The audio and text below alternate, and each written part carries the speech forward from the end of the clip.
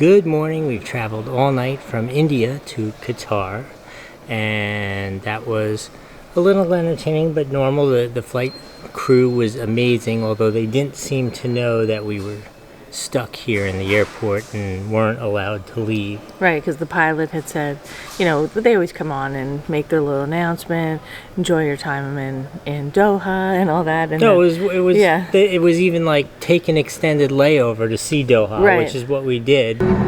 Break your trip for a few hours or a few days and create memories that last a lifetime. Experience a journey like never before.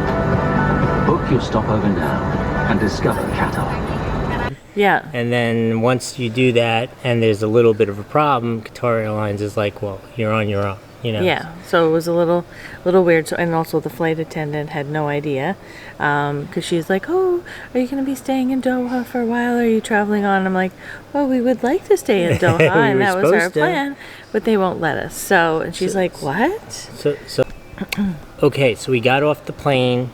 At the transfers area, there are kind of two stations. The first station is like the booking station, and then the second station is like the concierge, like they're supposed to like help you with your stay Hotels and that kind of stuff. All that kind of stuff. So how'd that go? So the first station, we got our boarding passes to continue on to JFK. So we're coming home. That's good. 20 hours from now. 20 hours from now.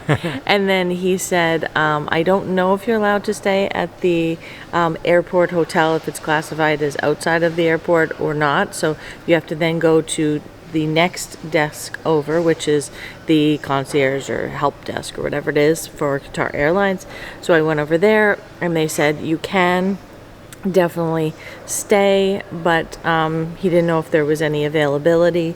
So then we proceeded to the airport hotel, and of course there is no availability because most people are not allowed to leave the airport. And then I think they just keep adding countries to the list. So there was definitely no availability. Nope.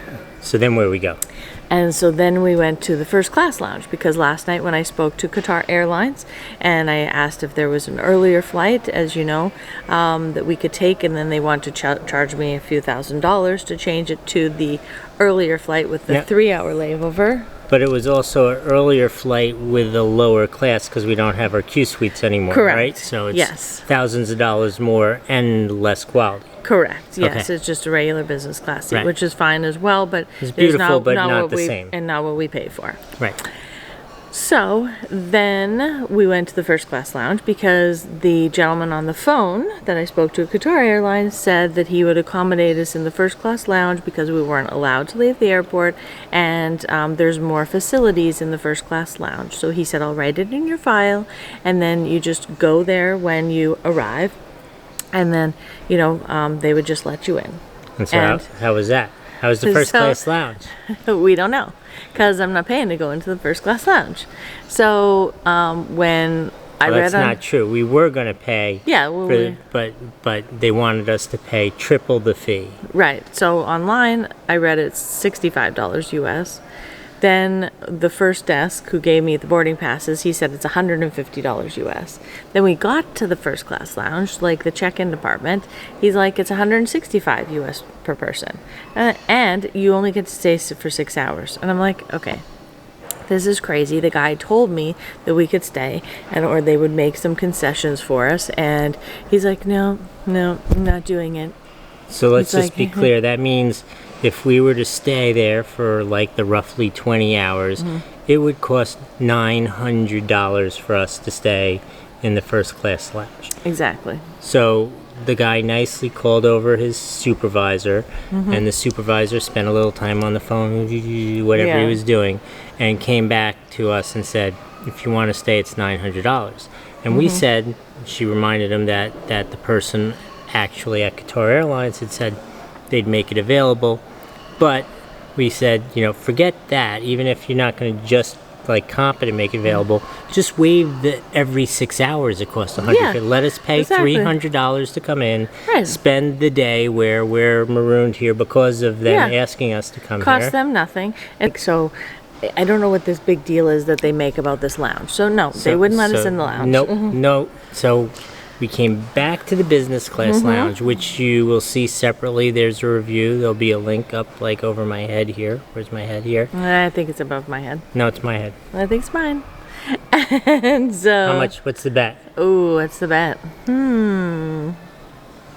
Okay, You cook my favorite dinner when you're wrong. Okay. Okay. Sounds good. Anyway, so you'll see this business class lounge has been less than our favorite for our first visit. Right. And then when we came and we were trying to get kind of comfortable for spending 20 hours here, they kind of, I don't know, it's almost like they built it so you can't get comfortable, like so you Right. won't stay here. The real world is I would like to sit at like a little bit of a desk thing and have a plug and be able to edit videos and watch Netflix or whatever.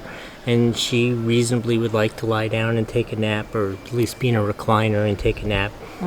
And there's just nothing even close to that. Like everything is like a really low table, like at your shins. There are very few plugs. Right, you have very few plugs. So, and then there's no place, there is places you can put your feet up on these, ottomans, but the ottoman chairs that go sit next to the ottomans don't have plugs. So you can either sit with your legs up and then you can't work with a plug, or you sit in the chairs that do have a plug and you can't put your feet up on the table. And I did have my feet up on the table And you got in trouble. And I got in trouble. And I wouldn't normally put my feet up on the table, but it's like there's nowhere to sit in here. We went to like 5 different places trying to find someplace comfortable to sit.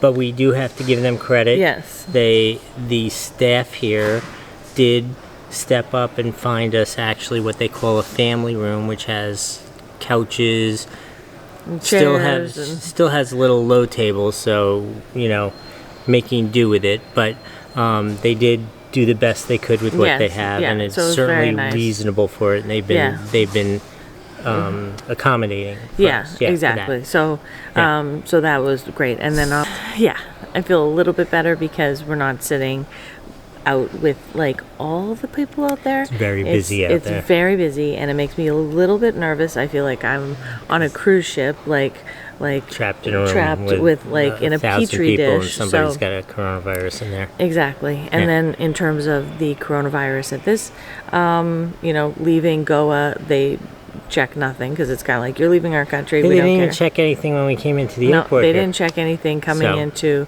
Qatar either, because I guess they figure it doesn't matter because they're not leaving this airport, and we can literally sanitize the whole airport if we want to once they all leave. Yeah, she's got everything. So anyway, in conclusion, we've made it to Qatar.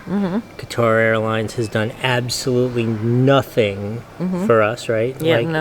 Zero, below zero. And the only reason we booked the stopover is because they promoted it. And listen, we agree that it's not their fault that the coronavirus it's definitely occurred, not their fault. but it wouldn't break their back to like simple things like waive the 6-hour rule in their first class lounge so that we could pay to go in the lounge but not get kicked out after 6 hours when we have a 20-hour layover.